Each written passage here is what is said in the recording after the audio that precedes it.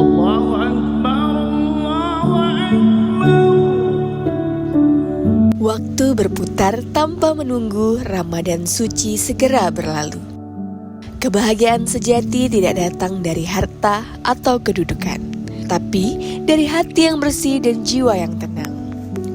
Untuk salah yang pernah hinggap, untuk hilap yang sempat terucap.